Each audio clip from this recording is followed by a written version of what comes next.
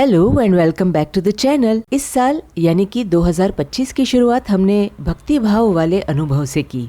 Yes, title से आपको पता चल ही गया होगा कि ये episode is all about Mahakumbh. तो फ्लाइट से हम प्रयागराज एयरपोर्ट पहुंचे और वहां से शुरू हुई हमारी महाकुंभ की यात्रा। वैसे तो महाकुंभ 12 साल में एक बार होता है, पर इस बार का कुंभ जो है वो 144 साल में आने वाला कुंभ था। कुंभ मेला हजारों सालों से होता है और ये सूर्य, गुरु और चंद्र इन ग्रहों की स्थिति के अनुसार होता है। इससे पता चलता है कि हमारे ऋषि मुनियों को ब्रह्मांड का कितना ज्ञान होगा। तो चलिए ज्यादा बातें नहीं करते हैं, एपिसोड को कंटिन्यू करते हैं।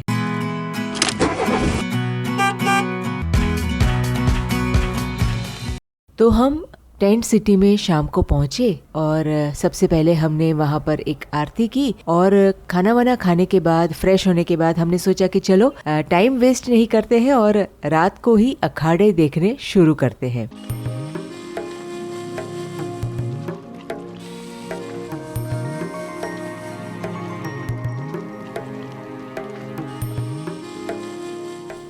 और हम सबसे पहले किन्नर अखाड़े पहुंचे। हमें किसी ने बताया कि वहाँ पर 12 बजे कुछ पूजा होती है और कुछ विधि भी होती है। तो हमने सोचा कि चलो ये अनुभव से ही शुरुआत की जाए।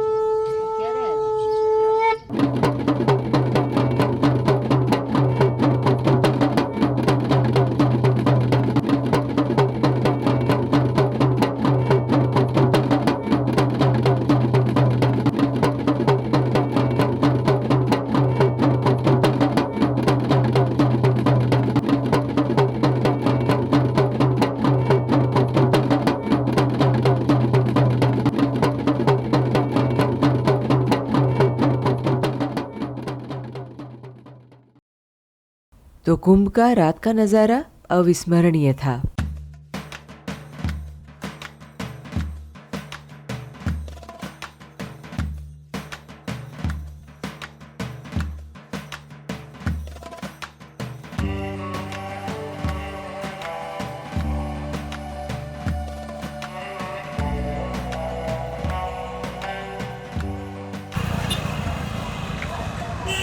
महाकुंभ में आए हैं हम।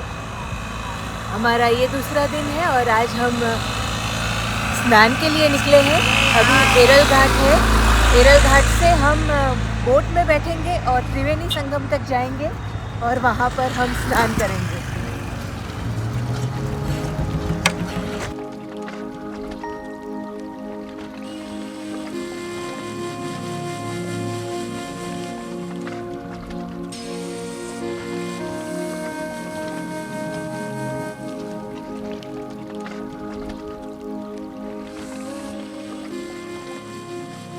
तो मैंने जैसा आपको बताया है कि अभी हम त्रिवेणी संगम की तरफ जा रहे हैं, जहाँ पर गंगा, यमुना और सरस्वती मिलती है। तो वहाँ पर स्नान करेंगे। इस बार ये जो है वो यूजुअली महाकुंभ होता है। इस बार 144 इयर्स के बाद जो आया है वो अति महाकुंभ है और जहाँ पर कहते हैं कि 1.5 महीने के अंदर अंदर करीबन 40 से 50 करोड़ लोग जो है वो यहाँ पर आने वाले हैं, विजिट करेंगे, स्नान का आनंद भी लेंगे और आशीर्वाद भी लेंगे। तो फिलहाल हम उसी की तरफ जा रहे हैं और वहाँ पहुँचकर हम भी आज डुबकी लगाने वाले हैं। हर 12 साल में एक महाकुंभ होता है और ये 12 महाकुंभ होने के बाद 144 साल यानी 144 इयर्स के बाद ये अति महाकुंभ होता है। और ग्रहों की स्थिति ऐसी होती है कि जब सूर्य है वो कुंभ राशि में आते हैं। मकर और अभी 14 जनवरी गए तो उनमें मकर में संक्रांत हो गया, मकर से कुंभ में संक्रांत हो जाएगा और चंद्र भी कुंभ में आएगा राशि स्थिति में। और गुरु भी, गुरु की दृष्टि है वृषभ से कुंभ में आ जाएगी। इसीलिए वो जो तीन ग्रह है, गुरु, सूर्य और चंद्र, वो महाबलवान स्थिति में ही होते हैं। इसीलिए वो अमृत तत्व का अवतरण हो जाता है। इसीलिए हम जो स्नान करेंगे तो ये स्नान में जो हमका शरीर में, शरीर तो नाशवंत है, स्थूल है, लेकिन जो अमृत का तत्व हमारे शरीर पर हो जाता है तो शतम जीवेम शरद। हमारे यहाँ वेद में ऐसा किया गया है कि तश्चक्षुर देवहितम पुरुताश्चु क्रम शरद, पश्वेम शरद, शतम जीवेम शरद, शतग्गु श्रेणुयाम शरद, शतम प्रब्रवाम शरद, शतमदिना श्याम शरद। इसीलिए जो 100 वर्ष की आयुष प्राप्त होती है उसमें कुछ दीनता नहीं होती है, कुछ दुख नहीं होता है, कुछ रोग की पीड़ा नहीं होती है, और सरस तत्व से भरा भरा हमका शरीर रहते हैं और परम की प्राप्ति हो जाती है।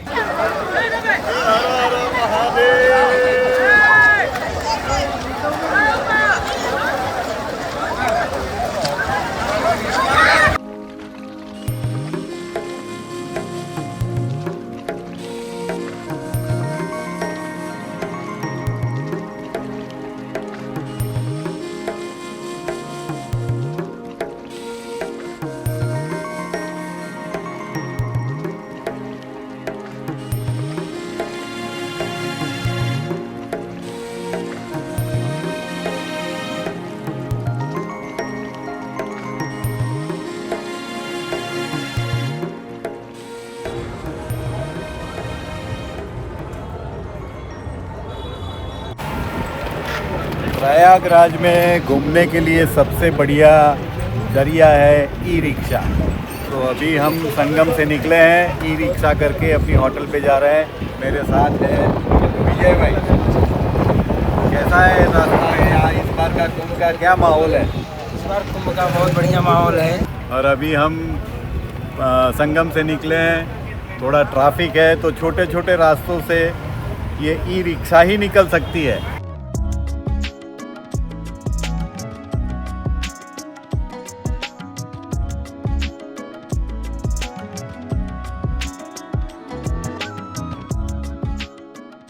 क्योंकि समय थोड़ा कम था और हमें कई सारे अनुभव करने थे, तो रात को हम फिर से अखाड़े की ओर निकले।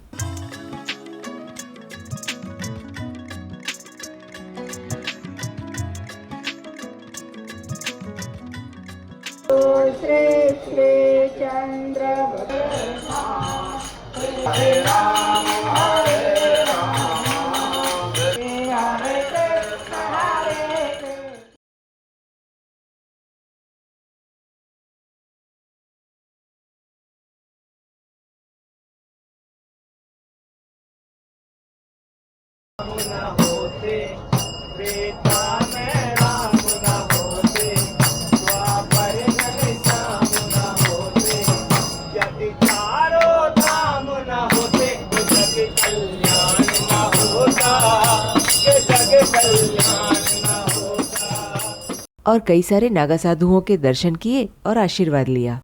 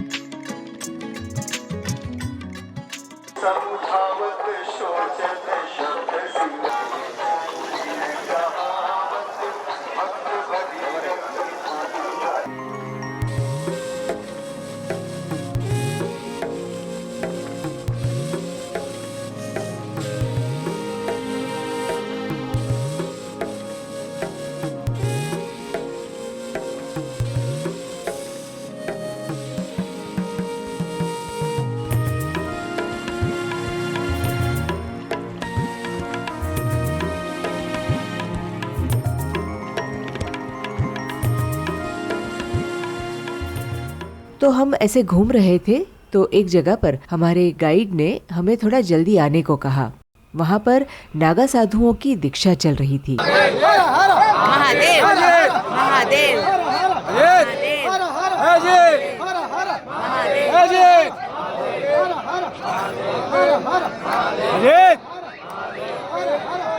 हमें बताया गया कि इन नागा साधुओं की दिशा का कोई नियत समय नहीं होता। 6 साल 12 साल में अर्धकुंभ या कुंभ के दौरान कभी भी ये दीक्षा हो सकती है।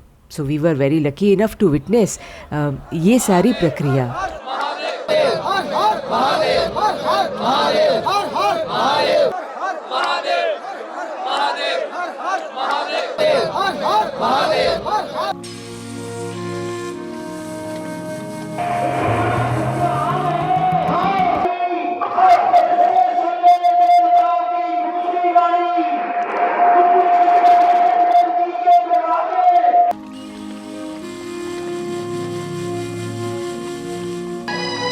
वो आपके साथ में कोई दुर्व्यवहार नहीं कर सकते, आपके साथ में कोई छल नहीं कर सकते। तो कहने का तात्पर्य यह है कि माँ तो शब्द की व्युत्पत्ति व्युत्पाद्यन्ते व्याक्रियन्ते अनेन शब्दः इति व्याकरणः। तो माँ तो माँ है और सर्वत्र व्याप्त है। पुत्र का धर्म जो है वो उससे निभाना है। माँ तो सदैव कहते हैं अपने माता पिता, अपने गुरु, अपने इष्ट, अपने बच्चों का कभी अहित नहीं करते।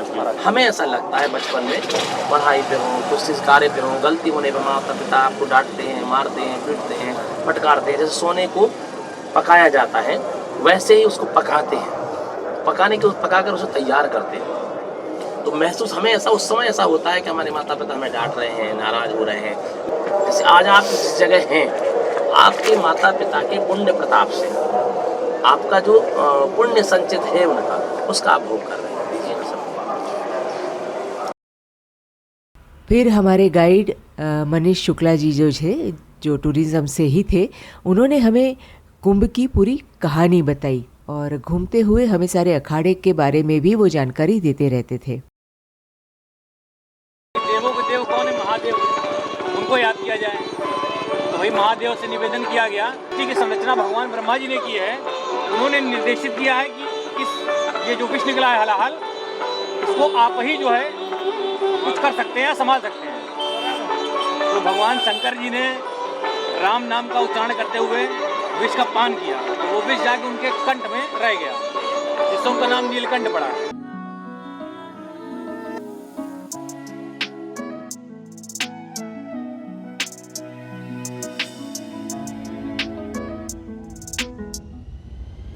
अखाड़े देखने के बाद हमने गंगा आरती का लाभ भी लिया।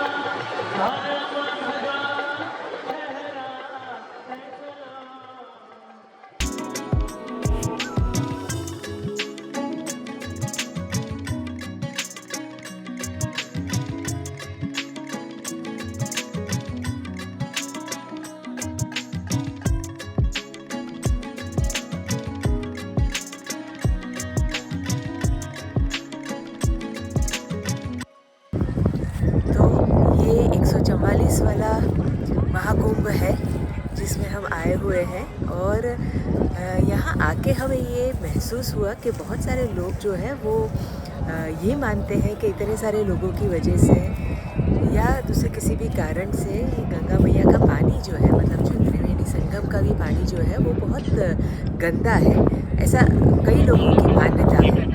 पर यहाँ आके जब मैं एक्चुअली अपनी बात करूँ तो मुझे भी ऐसा था कि पता नहीं इतने सारे लोग हैं कैसा होगा, बट एक्चुअली जब मैं यहाँ आई और मैंने एक्सपीरियंस किया तो मुझे पता चला कि लोग जो सोचते हैं वो इतना गलत है। पानी जो है वो एकदम साफ सुथरा है, मतलब आप खड़े होंगे तो आपको आपके पैर और पानी में अंदर जो भी आपके सहूलियत के लिए जो रस्सी भी बांधी है वो भी आपको दिखाई देगी। तो ये मानना बिल्कुल गलत ही होगा, मैं कहूँगी कि यहाँ पानी काफ़ी मैला और गंदा सा है। आप यहाँ आएंगे तभी इसका आपको एक्सपीरियंस होगा। हाँ, ये है कि जब सब VIPs आते हैं तो आपको थोड़ी परेशानी तो भुगतनी ही पड़ेगी, आखिर वो VIPs है, हम आम जनता है। तो एक सलाह ये भी रहेगी कि अगर आप एक दिन का प्लान करते हैं तो 2 दिन का करिएगा, ताकि कहीं अटक भी गए तो आपके पास दूसरे दिन का चांस रहेगा इसे एक्सप्लोर करने का। सो ओवरऑल इस महाकुंभ का हमारा जो एक्सपीरियंस है वो काफ़ी अच्छा रहा है। 2025 का महाकुंभ हमें पूरा जीवन याद रहेगा। हर हर गंगे, हर हर महादेव।